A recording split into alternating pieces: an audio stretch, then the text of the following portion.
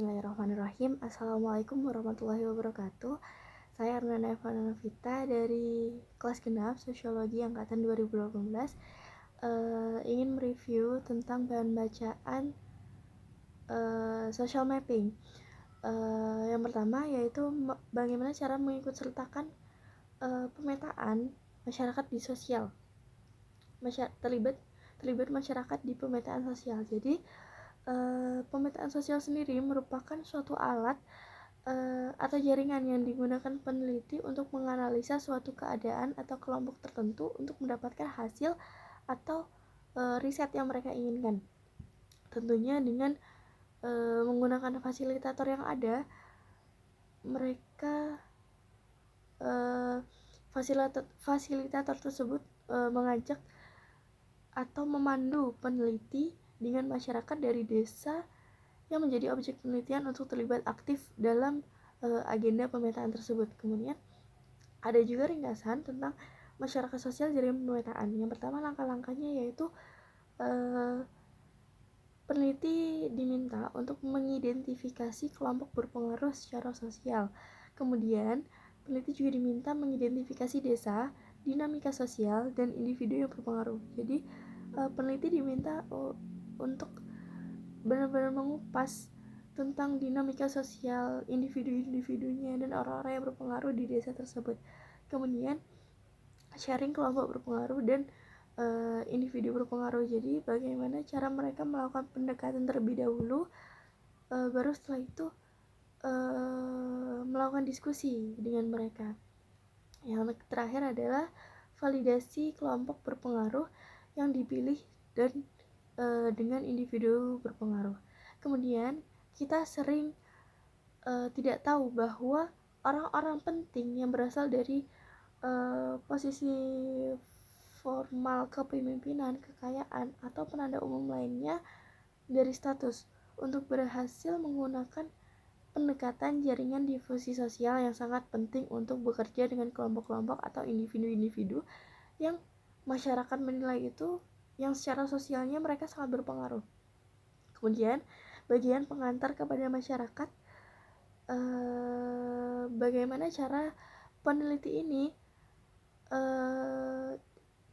bisa mendekati masyarakat. Bagaimana langkah-langkahnya? Yang pertama adalah peneliti diminta untuk memperkenalkan dirinya terlebih dahulu, mengenalkan proyeknya terlebih dahulu. Nah, setelah mereka jelas atau paham, baru peneliti diminta untuk menyampaikan maksud, tujuan, serta strategi mereka dalam melaksanakan penelitian. Kemudian peneliti diminta untuk memohon izin dalam penelitian di wilayah tersebut dengan orang-orang yang bisa dibilang dihormati, seperti kepala desa, RT atau RW yang ada di situ. Kemudian peneliti harus mengatur jadwal pertemuan untuk melakukan wawancara, dan dalam jadwal wawancara tersebut peneliti diminta untuk mencatat seluruh hasil dari jawaban atau hasil perbincangan antara peneliti dengan masyarakat yang dibilang paham tentang desa tersebut. Kemudian begitupun hal yang sama yang dilakukan ketika hendak melakukan pendekatan dengan masyarakat tentang dinamika sosialnya dalam masyarakat tersebut, maupun mengetahui lebih dalam tentang siapa orang-orang yang berpengaruh di dalam desa tersebut. Kemudian dalam memilih kelompok dan orang yang berpengaruh untuk terlibat aktif dalam aktivitas peneliti. Setelah diskusi dengan anggota masyarakat selesai, tim proyek perlu bertemu mengidentifikasi kelompok mana yang akan mereka dekati dengan melakukan pendekatan tertentu tentunya, dan memulai kegiatan dengan menjabarkan pertemuan pertama dengan kelompok-kelompok yang sudah dipilih, serta memilih beberapa orang untuk dimintai sebagai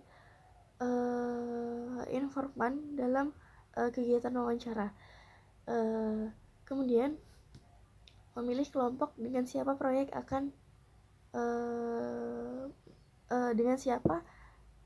proyek akan terlibat oleh masyarakatnya, yaitu dengan beberapa kategori. Yang pertama adalah orang-orang yang berpengaruh di desa tersebut. Proyek bisa melibatkan orang-orang yang berpengaruh ke dalam agendanya, karena ya kita menilai bahwa orang-orang yang berpengaruh itu pasti paham tentang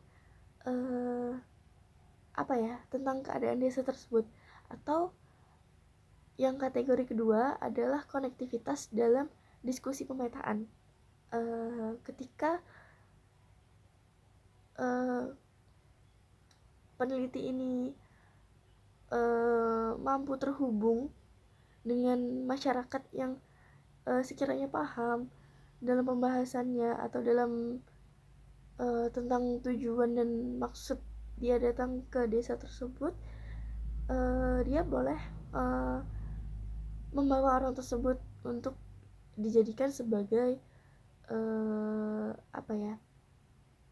orang yang terlibat dengan proyeknya. Kemudian yang ketiga adalah frekuensi pertemuan untuk wawancara, susah atau tidaknya. Jadi karena kita peneliti yang datang ke desa tersebut, pasti kita memiliki batasan hari dalam melakukan riset. Jadi ketika orang yang kita kira paham tapi susah untuk menemuinya, lebih baik kita mencari sumber lain seperti narasumber lain untuk digunakan sebagai informan. Yang keempat, ukuran grup. Yang terakhir adalah kelompok usia. Kemudian ketika melakukan pendekatan terhadap kelompok-kelompok desa yang ada, peneliti diminta untuk mengikuti arahan dari fasilitator tentunya. Ya, karena fasilitator akan mendekatkan peneliti terhadap masyarakat tersebut dengan kita melihat budaya yang berbeda, ciri khas yang berbeda. Tentu jika peneliti sendiri yang melakukan akan sulit terhubung seperti itu. Jadi kita membutuhkan fasilitator. Tapi dalam masalah pendekatan tersebut, selain kita berdasar dengan teori-teori yang ada, kita juga harus menggunakan skill kita yang ada. Kita harus menggunakan kemampuan kita sendiri dalam mendekati